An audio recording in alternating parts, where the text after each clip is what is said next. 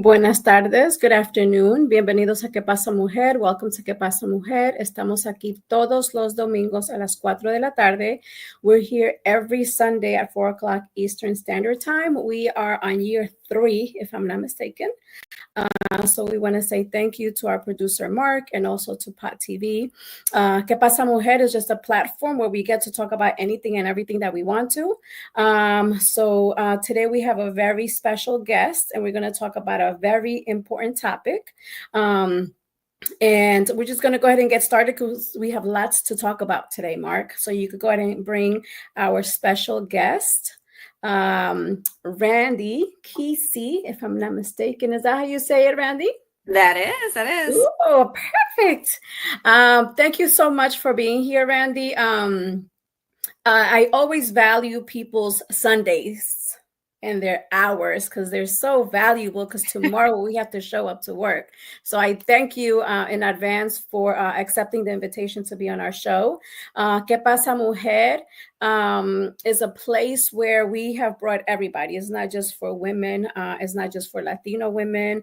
We've brought men, women of just different races. So it's just a place to educate our folks, our audience members, and to educate ourselves as well as we talk. And so, again, I just want to say thank you. The first question that I have for you is, so you're from Kansas? No, from Nebraska / Iowa. Okay. What And brought let me you tell you, to where you Viviana, live now? I was going to tell you, Viviana, also, I am always thrilled to get asked to come on and speak, especially what we're going to talk about today. So I will give up any Sunday, any Saturday, any nighttime to talk about it, because it's something that I'm very passionate and always very excited about. Yes. But no, so I am originally actually from kind of a long round circle. I was actually born in Norfolk, Virginia. My dad was in the Marines, and then we ended up being stationed out in Nebraska. Basically, that's what I call home, because that's where I went to school, went to college in Nebraska. And then my parents moved across the river into Iowa, which is like a 25-minute drive across the river. So I'm a Nebraska, Iowa girl. I'm a Midwest girl. And so now I live here in Suffolk, Virginia, and work up in Newport News. Okay. And do you love it here? Do you want to retire somewhere else? Like, what is your retirement looking like? I do absolutely love it here. I think what I love the greatest about where we're at is the diversity, to be honest with you, is because I have multiracial children, and I think this environment is incredibly warm for them to grow up in and have in their surroundings. But to retire, no, I do not want to retire here. As much as I love Virginia, I may stay in Virginia, but I am a small town girl by heart. I grew up in a small town of 700 people, and I want to get back into that kind of life of small town, small country feel. That would be ideal for me. I want land. I want farm animals. I'm coming to That's visit. that's how I picture my retirement. Now, ask my husband if that's how he pictures his. Probably not the same. Okay, I'm definitely coming to visit because I love that part-time. I don't think that I could do it full-time, but I love it part-time. So I just expect me for like 3 or 4 days. I just want the peace. There's something so incredibly peaceful about fresh air and sun and land and nature. There's just something so incredibly peaceful about it. And that's, when you grow up in a small town, you absolutely hate it because you're so restricted we live so secluded in this small little town. But then in hindsight, when you look back, you're like, I really miss that easy, simple, no traffic light kind of life. So that's my ideal. Yeah, I think that lifestyle gives you more moments to just be at peace and just be still and like really enjoy the moment at times versus rush, go. Yeah, the lifestyle that we live now, we have to like intentionally find moments like that. Yes. So yes, that's awesome. So I cheated a little bit, and I did a little homework on you a little bit. I was looking at a video. So I was never believe anything on the internet. I don't know where you researched. So my next question is, are you aging? Oh, of course, we're all aging. That is the key to everything. If we're not aging, Viviana, what's the opposite? Yes. So I love it, right? So my mom, so I'm 47. and talk about multi-generational, right? So I have a son, he's 15. I have a son that's 21. I'm 47. My mom is in her late 60s because she's watching, and I can't say her exact age. Grandmother is 89. She will be 90 in November. So I love the generation that I currently live. I love the agency that you work for, which is Peninsula Agency on Aging. We're going to talk a little bit about what they do. But I think to, like, it's like you're living your passion. Like, for example, I work a lot with young people. And so that is my passion at the moment. And I always say I love children and I love the elderly. Everyone in between, which is the people my age, not so much. But I love the little people and I love the older people. So probably about 3 years ago, I had a meeting in the community, and we had a couple of older Hispanic women in their 80s. And my grandmother was one of them, and then another lady that actually just passed away like 2 months ago. And they cried. Well, the one lady, she cried saying, I'm home and I live with my son and my daughter-in-law, but I'm really alone. Oh, yeah. And it was just heartbreaking to me. So that's when we started to do a monthly group for the elderly, so they can kind of get together and just do something out of their normal life. And when she before she died, she was just explaining to us that if it wasn't for that group, she would have just fallen into depression, or it just kind of brought her life back. And we were, before the show started, we started talking a little bit about as we age, because we're all aging, you got to make the best of it, right? And like you always talk about how people can thrive in their aging. So can you talk a little bit about that? How can we look forward to it and not hate it that it's coming? Well, I'm going to reverse on you really fast because I love that you are currently living in a multi-generational home. I'm going to give you a little backstory to myself of growing up in a multi-generational home. So I actually was adopted into a family when I was 5. And in that family was a great grandmother, a grandmother, and then my guardian mother. Both the great grandmother and grandmother were first line immigrants directly from Latvia, escaping World War II. Mm. And so they did not speak English. It was multi-generational. So I got to actually see, as I was growing up from a very young age, what aging looked like, and especially what Mm. aging looked like for people who didn't speak English, and how to navigate that. So my guardian mother was essentially their caregiver and navigated a lot of that. And then fast forward into I was probably in ninth, 10th grade time frame. My grandmother had started to develop dementia, and my mom could no longer care for her. It just got really difficult. So she had to make that decision to put her into a community that would help her with that. So then I got exposed to nursing home, community living, and dementia at the same time, and watching that process keep going forward. I then in college actually used to volunteer on Fridays for Meals on Wheels delivery. Every Friday, loved it. My senior year, I had to do a senior thesis project, which was based on an individual named Beverly who had dementia. I became friends with her, and it was about communication and about storytelling, and learning her and learning about her story. And then, fast forward, moved here from Nebraska, moved here. And then this job came about, and I had applied for a certain position. They decided no longer that they were going to fulfill that position, asked if they could keep my resume on file. And I said, of course. Yeah, absolutely. Not thinking anything of it. And so then a year later, when I actually happened to be going through a divorce and trying to figure out how I was going to land on my feet, raising 3 kids, they called me. Peninsula Agency on Aging called me and said, hey, we have this great position. We'd love to interview for it. Came in, interviewed for it.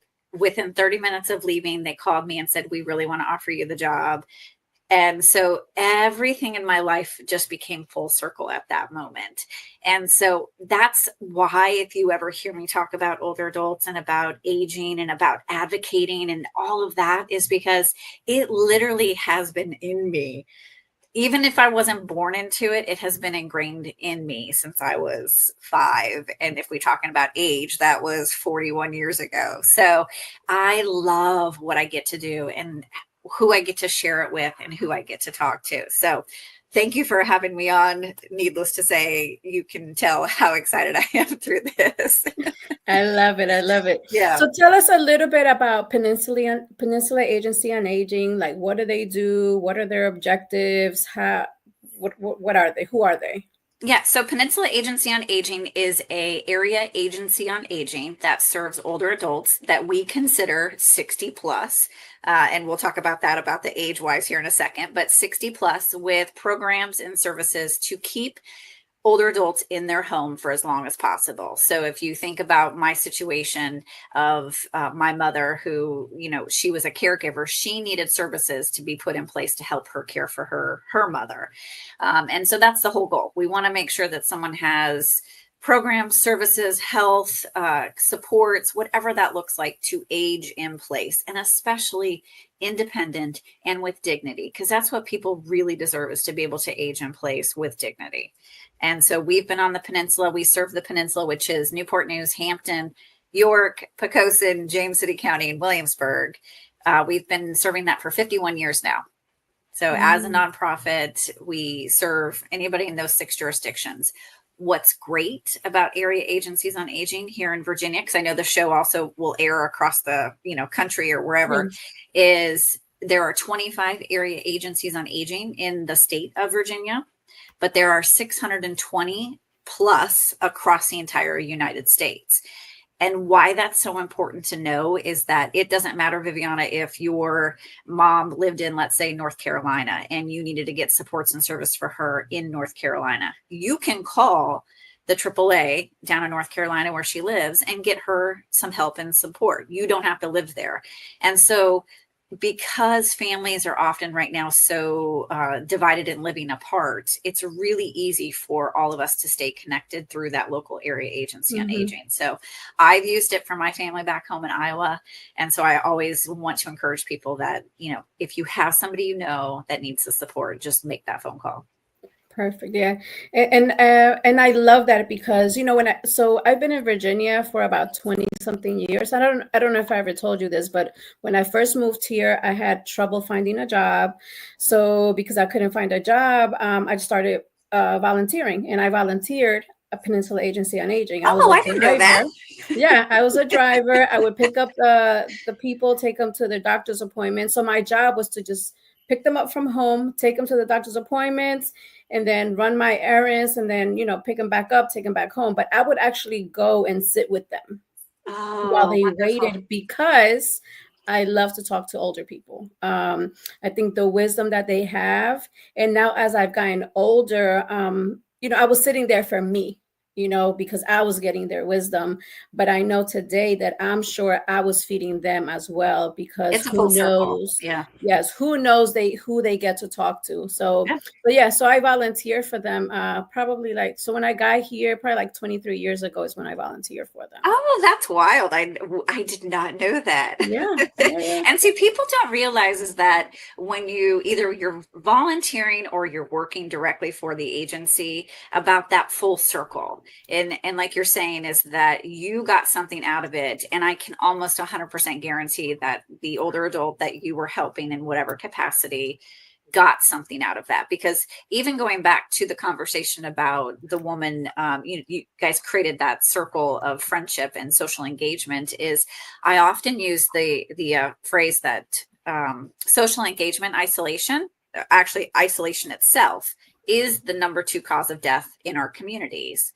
And that's due to families not living here, not staying connected, elder abuse, being isolated in the home, not knowing where to turn for resources. And so you guys creating that social network, that social engagement piece, is really what it's about. And so PAA has those services currently that do serve in that capacity to address the social isolation piece. So kudos to you guys for creating that circle years ago. Oh my God, we love it. They love it. And they Yeah. have a great time because they get to talk, they play games, they get, a little bit of education. And they They look forward to it. they do. Yeah. They Yeah. so look forward to it. Yeah, I love it. It really adds time to them being on this earth when they engage with other people outside of whoever lives with them. Yeah. And you get, I mean, oftentimes too, is that we, as a society, for some reason, we are built on don't ask for help. That, oh, if I ask for help, I'm weak, or it's a weakness of mine for asking for help. But really, asking for help is a strength. And when you're in a circle of friends, I think it becomes a lot easier for people to be like, oh, I have a doctor's appointment coming up next week. I need to figure out how to get there, or I need to get to the grocery store, but my daughter, my daughter Viviana works every day, and I don't want to ask her because it's just too much. And so when you have, then all of a sudden you've created that circle of friends. It's more like, hey, I'm heading to the store, or hey, I'll just take you. So, it really is a very, very important piece to have that social Oh, connection. extremely. My mom went on vacation for like a week or so. And so I was left with my grandmother. So when my mom left, I realized how much support we have here Yeah. from the people that we have encountered throughout the years. And it was just, I was amazing because somebody came to see my grandmother every day. Like I went to see her every Oh, day, but wonderful. somebody came to visit every day. Oh, that's wonderful. That's Yep. wonderful. So Well, yeah. we know your mom is very well connected too, so she always does a great job to make sure everyone's taken care of. Yes, she does. She does a great job. So your role at Peninsula Agency on Aging, you're the VP of Development, Yeah. and you also have a background in marketing. Tell me how you mesh the two. So actually, so my degree from in Nebraska from College of St. Mary's is a degree in creative arts and communication. So I have always had the gift of the gab. I love talking to people, and so my first role out of college, I was a public relations manager, which kind of built that groundwork of communications, media, marketing, and I worked in the marketing department. So I'm one of those people that really just absorbs from other individuals in workspaces. And so, working in that marketing department, I was able to learn how to do graphic design, how to do photography, how to do website, how to do, it just, the list goes on. And so, I was able to like grow this person now as a communications, a marketing individual. I had a marketing business, a branding specifically. I helped people come up with, or organizations with their branding, with their messaging, with their logos, with their website, with their materials. And so I did that for a good 10 years of my life. Prior to that, being a mom and then going into the role at PAA. So, in my role currently as Vice President of Development, I do all of that. So, it's great that it Mhm. really, again, has become this circle in my life where it is graphic design, it is the marketing, it is the website, it is social media, it is communications, it's doing interviews, it's TV, it's donors, it's events, it's fundraising, it's it's a lot of pieces that I get to do, but it's all been, they're just layers that have been built through my life. So Yeah, but I think it's great because I've gone to several meetings in the community, and then I end up seeing you, which in my mind has nothing to do with aging, but it does. So tell us a little bit about other hats that you wear besides being the VP of Development. well, you see me there because most of the time I'm trying to get people to understand that they need to advocate for themselves. So you and I talked offline about this, but I think it's important, in my role that I show up and I'm in the spaces where older adults are, because oftentimes granted, we've been in the industry for 51 years, but I still see this probably on a monthly basis. Someone will come up to me and say, after I've spoken or they've met me, and oh, I didn't know you guys existed. Oh, I could have, a year ago when I was taking care of my mom, I really needed some help and I didn't know where to turn. And that breaks my heart because I know what we do and how well we are connected in the community with not just ourselves, but with other organizations.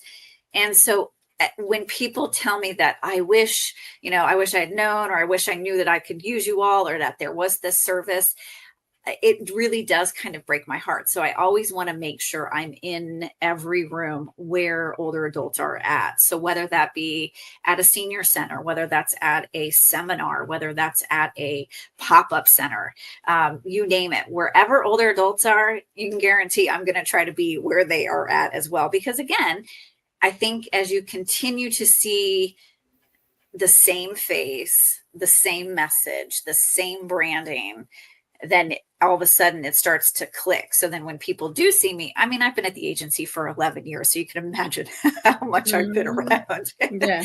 But so when people start to see me, they're like, oh, yeah, Randy, she's with PAA. Oh, it's PAA. Oh, PAA is here. Or, I'm sure your mom, when she, because she, of course, works for our agency, is that I'm sure when she's out and she's doing community events and she gets tired of, where's Randy at? Have you seen Randy? Because people begin to know. So, and, Right. and that's why it's important for me to be in those spaces to share the message, to get people to understand that there are supports and services for them as they continue to age. And then on the other hand is talking to them about advocacy, because that's something that's really important to me in my soul, is that people continue to know how to advocate, and B, the importance of advocating for themselves. And then a lot of times it's just having the conversation of how to advocate.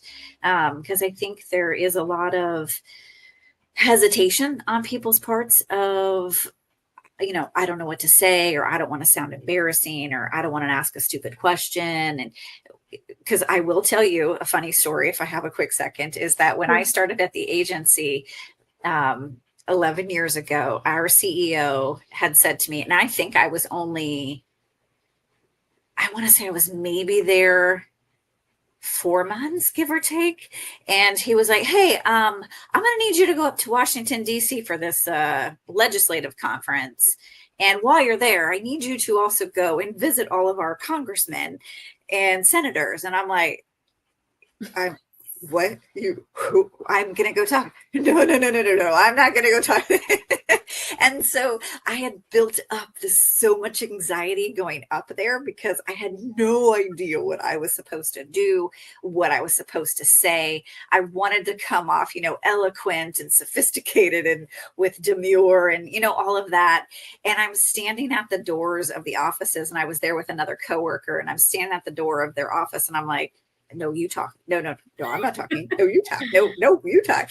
And then after like the first and second time we were in there talking to them, you get to really understand they're you and I. It's talking Hmm. about what you and I are talking about is aging and why it's important and what we do, and asking them to make sure that they continue to support us in our role. And so it's kind of funny, because I use that story when I talk to people about advocating to say, hey, look, you may think I'm like this professional at advocating, but I can guarantee you I am not. And then again, it's just about relationships. So trying to teach people to make that relationship and make that connection. And it's important. Hmm. So you were nominated for the Senior Advocate 2025 Hero. Tell me a little Yes. bit about that, because that was Yes. that was just this year. Yes, is that I don't even know at this point. It's hard to keep track of days and times and years. Yes, so our HR manager Lynetta had nominated me for this award through Senior Advocate, and they were looking essentially for people who are doing the advocacy work on behalf of older adults. And so then that just goes back to what we're talking about, is I'm out in the community doing these conversations. I lead the initiative that goes up to Richmond. So for the last 9 years, we were taking just a busload of Peninsula older adults and students from CMU up to Richmond to go advocate. Half a day we go and we meet with all of our delegates and our senators. We go into the chambers to kind of see how the House and Senate perform inside the chambers themselves. We have lunch. Oftentimes the governor will come, the attorney general will come. It's a pretty big deal, and it Mhm. gets people to see what advocacy looks like firsthand, especially up in Richmond. And then I had the honor of being asked this past year to lead the statewide Older Virginians Advocacy Day. And so what Mhm. that looked like was 200 plus older adults from across the state of Virginia that literally did come from all quadrants of Virginia to advocate on a specific day up in Richmond that we had deemed Older Virginians Advocacy Day. And it was 9 area agencies on aging that came. It was older adults. And it was just an incredible, I mean, standing back and just looking at the sea of these people that is what I am truly proud of to see, is people in that mass coming and advocating for just a very specific population. Because again, that is such an overlooked population. I mean, we're talking right now, we're in current political times. How often do we see the older adults are talked about? I mean, other than, I think Medicaid is probably the big conversation, Social Security. But what about nutrition supports? What about transportation support? What about caregiver support? You don't hear a lot about these other supports that are really just as incredible and important as, of course, Medicaid and Social Security. So it's really a wonderful thing to see when people go and advocate specifically for that. So that award was about all of the work that I've been doing there. That's awesome. I know for me personally, I think it was last year, my grandmother was going to a doctor and she just felt like he kept on saying, like, you're having this because you're getting old, And she hates to hear that. She's like, I know I'm getting old, but I still want to be comfortable. I don't want my knees to hurt. And then around that time, we found an organization where they have they specialize just on giving healthcare to seniors. So they specify, and I thought that was like a really great experience. And then just being, because my mom and I both are the caretakers for my grandmother, but just being involved in the medical piece, I think we, not to say that we allow them to go by themselves, but I think at some point we have to, the younger generation, the caretakers, we have to accompany them to these appointments. My grandmother has the ability to call someone so she can get a ride and they can take her to the doctor's appointments because she's from New York and she is, Miss Independent at 89 years old. She's comfortable getting around. Yeah. Yes. So I've instructed her, I had to tell her, like, when it comes to doctor's appointments, like, I'm going with you because a lot of the conversations that are taking place, they don't understand. And I think we really need to, I don't know how many people get involved in their medical life. No, I know what you're saying. And I always tell people one of the great things about PAA is that if you do use our medical transportation for non-emergency medical appointments, which is what we offer, we do take your loved one with you because it is just as important for the caregiver to go because what your grandmother hears and what you hear might be two different things.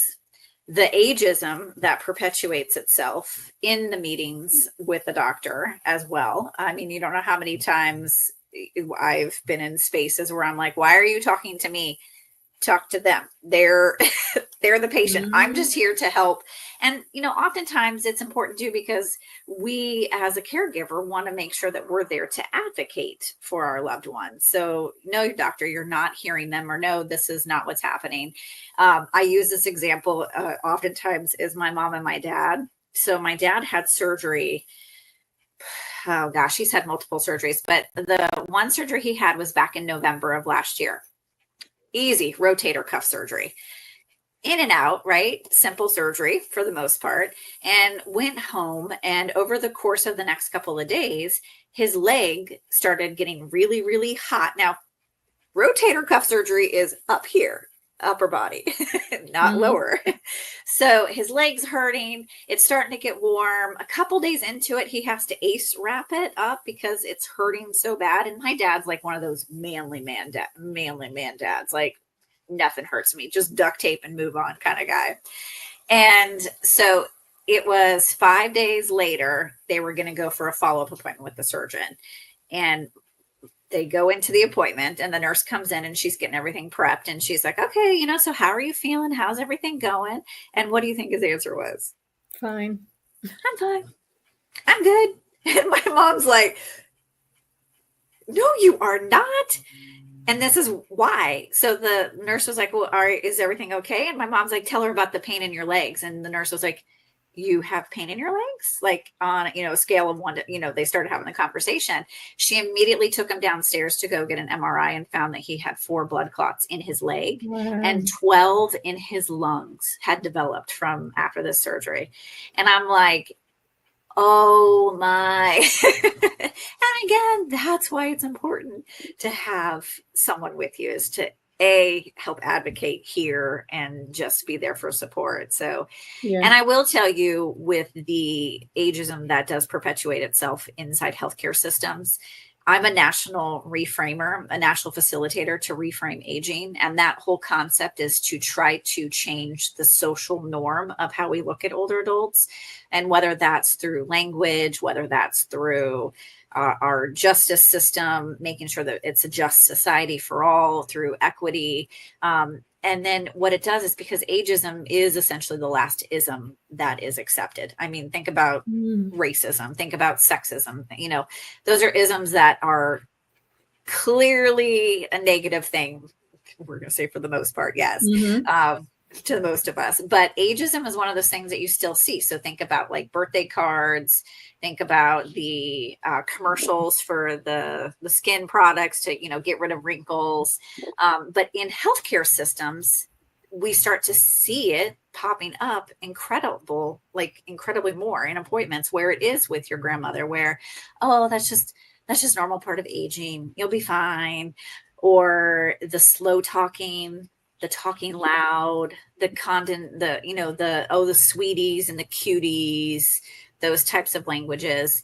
And so one of the things that I'm really excited to do is with Riverside Healthcare Systems is starting to go in, and actually it starts tomorrow, October 20th, is Mm-hmm. doing ageism training for all of their medical residents. Mm.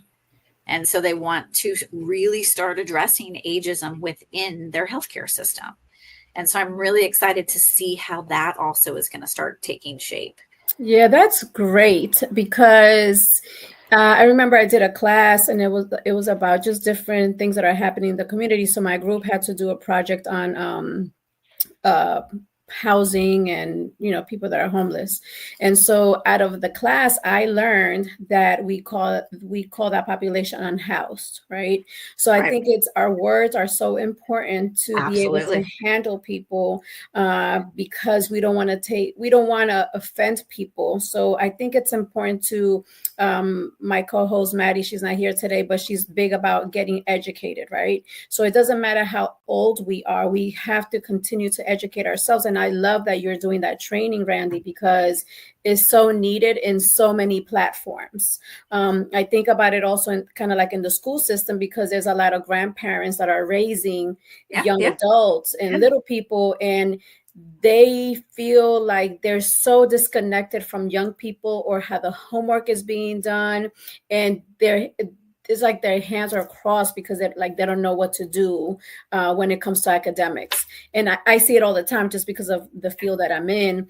But I think it's awesome that you're doing that, and you could really go on tour and go to not just the health field, but just in other areas. Well, I actually have. So funny you say education. So Hampton Public Schools had me come in and do a conversation with their school board. And what we started to do is small hanging fruit at first. And it's about reducing ageism within the school curriculum, because ageism really does start at a very, very young age. And it's subconsciously happening. So when they're on their devices and they see the commercials or they hear people talk about older adults, the way that society around them, parents talk about it, so ageism creeps in so ever slowly at 4, 5, 6 years old. If you don't start addressing it before they get to 12, they're going to be, unfortunately, like you and I. We grew up in this and never was it a conversation. And so us using, oh, you're over the hill. I mean, we all thought that was really funny and really creative and so cute. And you're so old. And, oh, you look so great for your age. Those types of things. We grew up thinking that those were incredibly normal. But what that does is that really closes in around someone. And so the idea with the Reframe Aging Initiative is really kind of redrawing that frame. And so when at the very beginning of the show, when I had said to you that, we serve those that are 60 and older, if I said we serve seniors, we serve the elderly, immediately our mind subconsciously starts going, okay, white haired, old, crunched over, canes, glasses, hearing, our minds start to go with what a senior or an elderly person looks like. But we're serving people who are 60. So you and I are very similar in age. We're only a year apart. So if you and I think about 60 as like 12 years from 13, 14 years from now, do we see ourselves like that? And so when we talk about PAA, we want to make sure that we're not putting people in a box. So we use the term older adults, because if I said to you older adults, your mind can't go, oh, I can narrow in exactly on who she's talking about. It's just older people in general, right? So that's how the conversation starts. So with younger children, we started with the 100 days of school. So Hampton Public Schools, this last semester, got rid of 100 days of school. Now, people pushed back on me. They were really kind of upset about it. But what I brought to them was celebrate the 100 days of school differently, because what you're doing is you are teaching children then unintentionally to start making fun of older people. So again, I am guilty of this. I dressed my kids 10, 15, 20 years ago as a 100-year-old. And what did they have? Glasses, white hair, rollers, walker, cane, the whole 9 yards. So I recognize what I have done, but I want to also now start to reverse that. And so celebrate 100 days differently. Celebrate centenarians. Celebrate 100 days in math, doing something a little bit different. If you do 100 days dressing up, use it as an opportunity to dress just like somebody that's an older adult. So dress like a Lily, dress like, Miss Nubia, dress like whoever. They all look different, right? As we look at them. And so, because the other thing too is that when they're doing the hearing aids, the glasses, the canes, they're using that as a device to make fun of, versus we know that those devices help with what? Independence. I was home this whole summer on medical leave, and I had to use a knee scooter in order to get around. If I didn't have that as a mobility device, I've now lost my independence. Right. And so these devices should be looked at as independence and as a really great tool to help with that independence, versus, oh, now I'm using a cane, now I'm using a walker type of thing. So with schools, I've started turning those wheels. That's great. I love that. Yeah, because I see more of the celebration of aging. So like they have like grandparents lunch, or at the elementary schools, and so that's what I was going to ask you. What do we do instead of? Like, what are some activities that we could do? So I gave them suggestions of, so Hampton specifically, I started with them because Hampton is connected to Hampton University, and they have an incredible gerontology program. So that's where the reason I pitched on to them. So with Hampton, the 100 days of school, I was trying to get my train of thought put together for the 100 days of school, that what they could do is they, not the 100th day of school. Hold on a second. Let me reverse why. I was in a meeting with a school board member, and she was talking about, how excited she was running for school board. And I brought to her about the 100th day of school, and it got her thinking about, oh, you're absolutely right. What else should we do? And that's where this went. So because they're connected to the gerontology program, and because Hampton has the foster grandparents program, which is incredibly robust, older adults who go into the school systems to serve as mentors, to serve as companions, to serve in many different roles within the school systems. There are older adults already doing intergenerational work. So celebrate that. I guarantee when we go back to talking about storytelling is that these foster grandparents have incredible stories, have incredible lives that nobody has ever uncovered. And so using that as a platform to do assemblies. So, we're going to do an intergenerational day, and we're going to bring some great speakers on stage so you can all hear about their life, ask questions. Children can do podcasts. They can write a book with an older adult. They can do a listening session with an older adult. There are so many different facets to how we can integrate older adults into the school systems. But those were my suggestions, on top of like math courses, learning to count to 100, doing different activities around 100, science, doing a different experiment that, deals with 100. There were so many different pieces to use, but that's really how, that intergenerational piece and the stories. Yeah.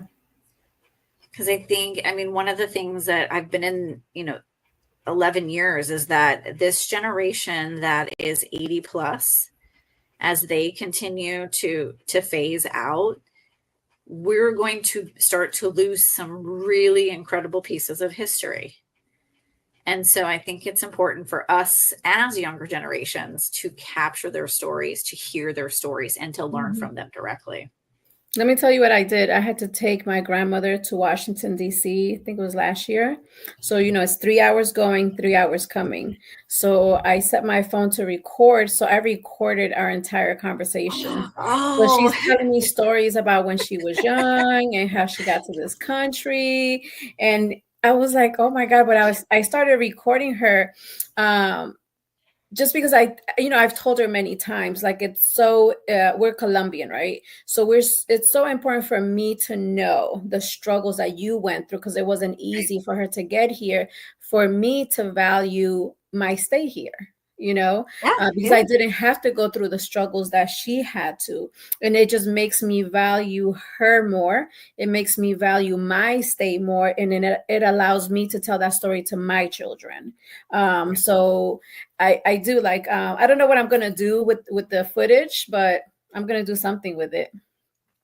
Yeah, and it's funny too. So with my dad, I told you I was adopted, but I did reconnect with my biological parents as I was an adult, and started to learn more about their lives. And even like still to this, day, I'll ask my dad, tell me something about your childhood that I wouldn't know. And, he had a horse, and I'm like, you had a horse? And, he came home from school every day, and he rode the horse. It was, it's one of those like little tidbits that you never knew unless you asked.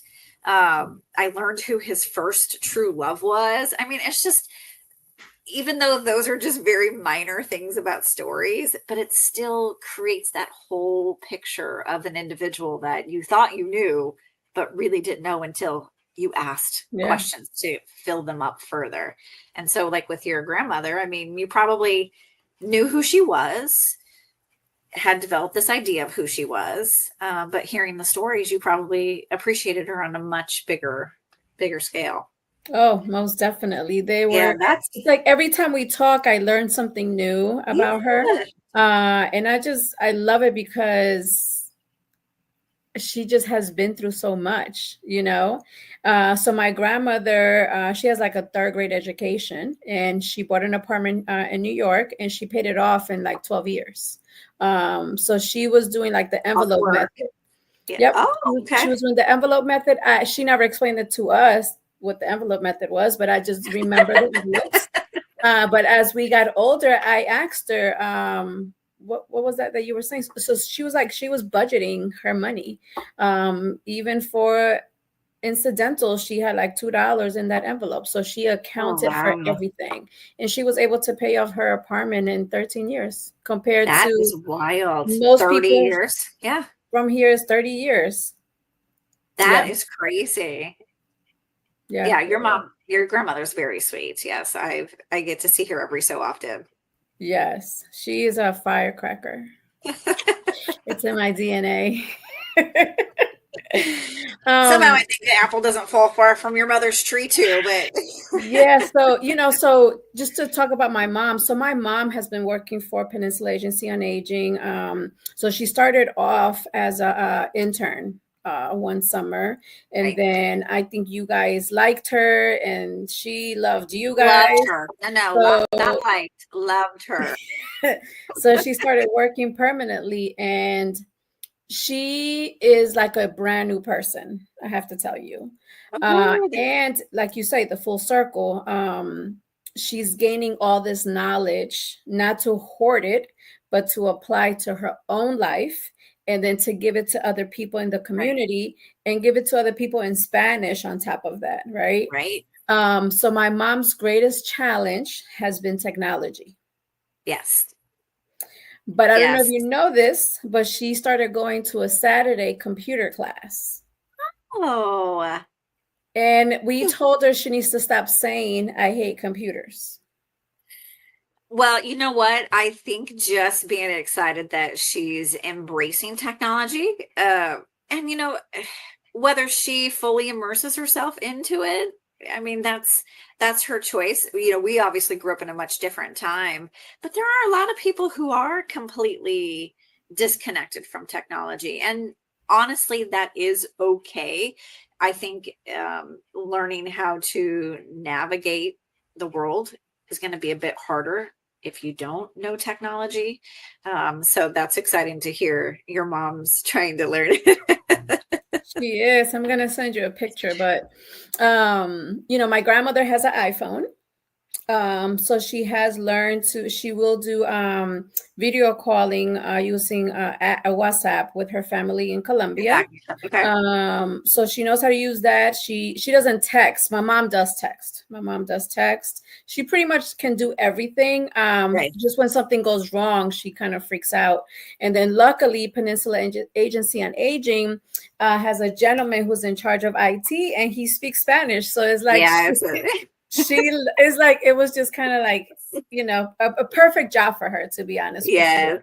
Well, I Um, will say the community health workers department, there is, of course, Lily, and then there's Miss Clara and Christian, who is Korean, um, and is he's young. is wonderful because it's reaching a population that is really underserved, and that is English as a second language, not necessarily Spanish, but any population with English as a second language. And they have just taken that role and that department and have ran with it and have gone into so many different communities that I couldn't ever personally touch, and even a tip of an iceberg. And so Mhm. it's absolutely wonderful to see the work that they're doing and what they're producing out in the community. Oh yeah, I love it. So we partner up with Peninsula Agency on Aging. We do a Tuesday pop-up in the city where I live. And so that's where majority of the Spanish speaking adults come.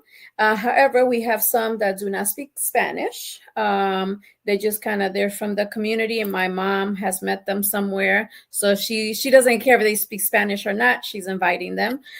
So then they love it because they want to learn Spanish too.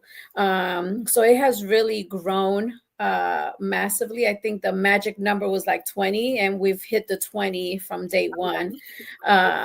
So it's just amazing. And also by my mom working there, I can tell her, like, make sure that you behave when you're in your 80s, because then I will be taking care of She her. doesn't have to behave. She can be who she wants, how she wants, when she wants. She has earned I that. I know you advocate that, but See, your mom, I'm sure, look, your mom's on here. She knows exactly what we're yes, talking about. yes. But I will say too, I've been to the pop-ups. We do active aging pop-ups around the community. And They do them every single day, if I'm not mistaken. Different parts of the peninsula area up to Yes. Williamsburg and everything, serving different populations that really need that social engagement piece. And I mean, I love the Spanish groups anyway, because we have quite a few different, like the Cafecito and then the pop-ups. And so, I've developed a love for the individuals who are in that group. And so I'll go to the pop-up centers and I have no idea what they're saying to me, but I will sit there and give them all love and give them all hugs, and let them just, talk and enjoy themselves. So I love that, the Tuesdays. They love it. I'm telling you. And then they find one day they met at an actual restaurant, and they literally took Oh, yeah. half of the restaurant. And they were dancing, they had their hats on. I'm telling you, they are living their best life because of the support that PAA gives them, for sure. And that is really truly why, if anybody ever sees me in person and even on this conversation, is how excited I get when we get to talk about older adults and what they're doing in the community, and how it really does just come down to mission and impact. And so I get to see our mission in full swing and the impact that we have. And so, that's, exciting to see as we continue in the future. I know our CEO is retiring after 41 years, but we're all very excited about what that's going to look like going forward. And again, it just, we're going to continue the mission and continue the forward growth. Yeah, because it's so needed. Seniors are here. Are they living longer? What are the numbers? Absolutely. Yes. Yeah, I think, if I'm not mistaken, it is, and please nobody ever quote me on this off the top of my head. I think women is 87 and a half average age, and men, I think it's 84, 83. And so thanks, Mark. They're still living a little bit longer. If you ever looked at trajectory, demographics, population, age wise, it's crazy to see where I think it was back in the 30s, 40s, average age was 40, 50. And then it went up to, 60, 70. And if you think about it, it's, all the technology, all the systems, all the supports that are in place to help people continue to age. So again, it's about accessing those and making sure that people know what's available and what they can utilize to help age. Mm-hmm. My hope is that, for Viviana, you and I at our age, that we get to live to at least to be 100. That's my goal. Yes. I want to be 100 and I want to be active. Yes. I want to be of sound mind is what I'm wanting to be. Definitely. Oh, Mark's going for 200. Oh, okay. A producer. Okay, Mark. That's but fine. With a sound mind, see? Definitely, because I definitely want to know what's going on so I can continue to tell people what to do. So that's important. So I just want to say hello to Lily. Lily Matos is my mom. She works for Peninsula Agency on Aging. She loves Randy to death. She's been asking me for a long time, call Randy so she could be on the show, whatever. But she stated on here that the Hispanic group from the pop-ups are the loudest. I guess when she does the cafecito, the office side knows that the Hispanic group is there because they're so rowdy. Yes, but so my office sits right next to them in the multi-purpose room, which is our meeting space, and they are in there for 4 hours, but they have the space. I mean, nobody's using it, so be in there as long as you want. It's all about that connection, and they're creating such a great family circle. So they're playing music, they're getting a presentation, they're eating, they're talking, they're laughing. They love it. So what does Randy do outside when she's not doing advocacy and marketing? Lily's saying that something you work out. No, do not listen to your mother. That's what she said. She said you're a fisiculturista.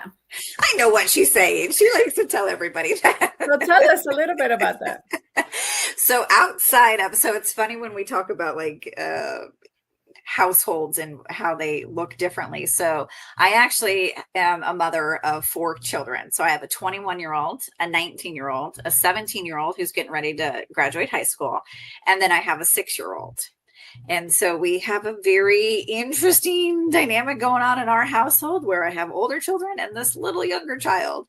But in my free time, so I by nature am an athlete, and my 17-year-old daughter is a track athlete and a really great track athlete.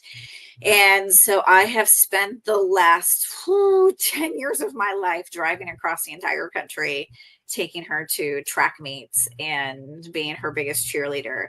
And she graduates this year, and I don't know what I'm going to do with my life after that. But on the other side of things is what Miss Lily is talking about is because I am an athlete by nature, I love working out and fitness. And so I've always wanted to compete in bodybuilding. And so last year for my 45th birthday, I set myself a goal and I got on stage to compete in a bodybuilding. And it's a bodybuilding body show. It's not like lifting weights. And so got on a show and pranced around in this tiny little bikini showing off all my hard work. And so that's what Lily is talking about, where the bodybuilding. So someday I'll get back to it, but right now I got to get my 17-year-old graduated and off to college. That's awesome. I know a lady that does that, and I think she is in her 50s, if I'm not mistaken. Yeah. Mm-hmm. Yeah, I love I love the physical aspect of it, but I love the mental challenge. Challenge me and push me to every limit that I can possibly be pushed into.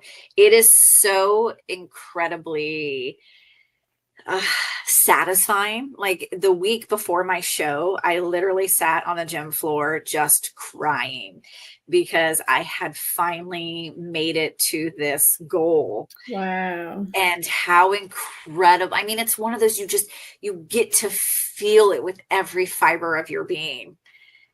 Now going on the stage, I told my coach, I could do without all that. I don't want to do all that.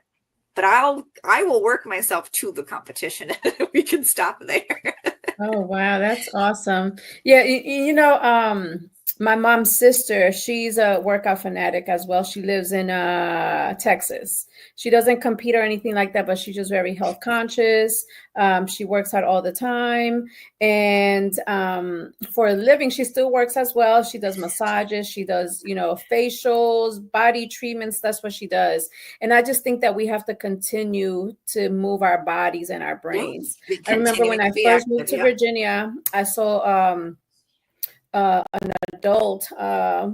What's the term that I should be using, Randy? Older adult is what we say. I saw an older adult at the local community college, and she was with her little book bag with the wheels. And I was like, wow, like I want that to be me when I get older. I want to be able to continue to learn and experience newness. And I just think that as we get older, this is what I think, right? Even for my grandmother, just embrace what's coming, make the best of it. Right. Yeah. And it's never too late either. It's always one of those things people think, oh, I didn't eat well, I'm overweight. Honestly, it's never too late to change your lifestyle. And I've given presentations on healthy, active aging. And, it could be something as simple as when you're watching TV. March your legs in place. When you're in a grocery store, you're standing in line, stand on one foot, practice balancing. There's so many different things that we can do. Not as extreme as bodybuilding, because that's a very extreme sport, but continuing to be active through our aging process, is only going to help us maintain that independence. Mm-hmm. Definitely. So our hour is up, unfortunately, but we would definitely love to bring you back so we can talk about our producer, Mark. His plan is for Randy to maybe be the next CEO of PAA. That's a great idea, Mark. Great idea. Since you like to test the limits and all that stuff, hey, why not? And he said I should meet Omasad, who has a audio podcast. Yeah, so we'll connect you with her. So that's what we do here. We make connections. Mark makes connections because he knows a lot of people. So it's all about getting the word out. Because there are so many people that do not know Randy. So we need to make sure that Randy is known in other places because the work that you are doing is extremely important and it goes beyond the stuff that you have done. It's much work to do. So of course, you're more than welcome to come here at any time. There's so many topics that we can talk about. Yeah, anytime. Yep.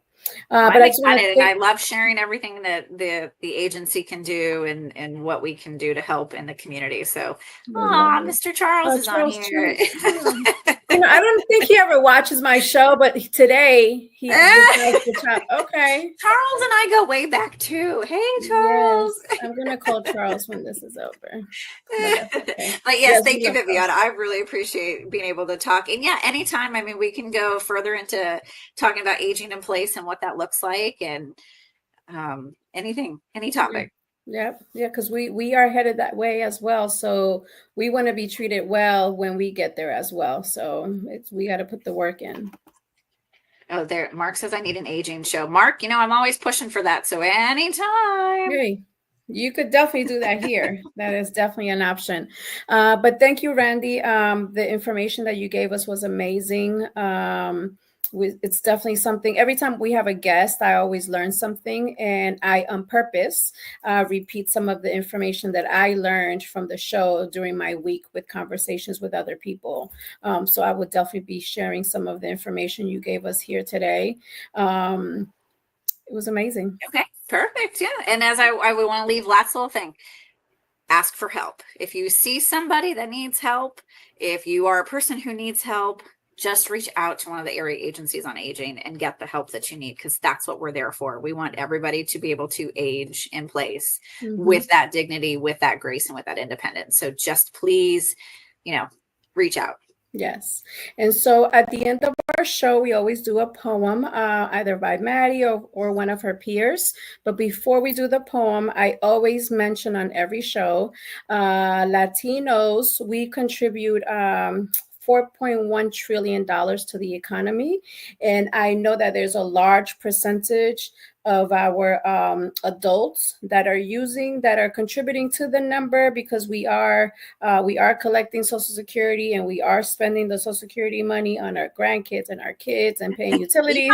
The economy. Woo, always. The economy is part of the economy. So I always have to make sure I say that every show. I think I've been saying it for like 2 years now, so I can't miss that statement. But again, I hope you have an amazing week, and it was amazing having you on. Well, thank you. I appreciate it. You have a great week too. Thank you so much. And Mark, we're ready for that poem. My feels all day, well, since yesterday, so I'm just gonna read today.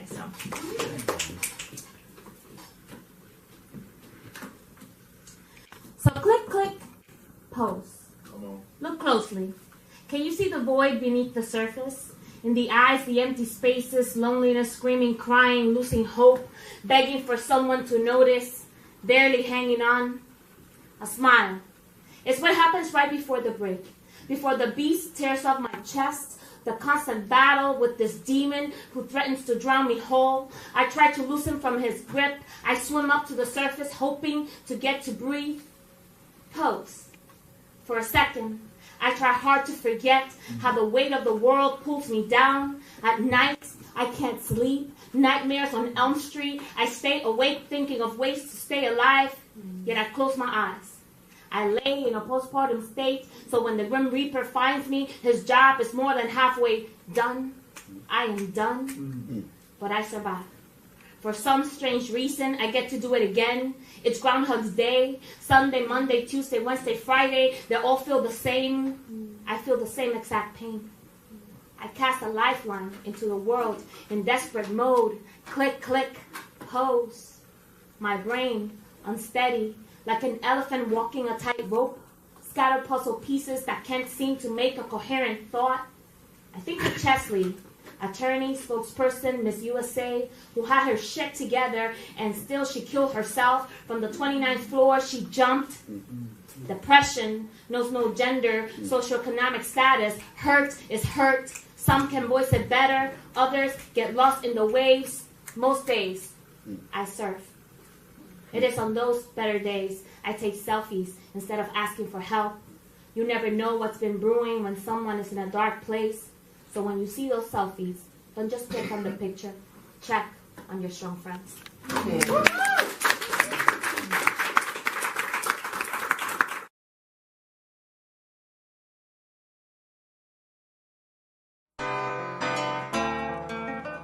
Are just so impressed with them. Like I said, we've been with them for years. I will recommend and refer anyone to them.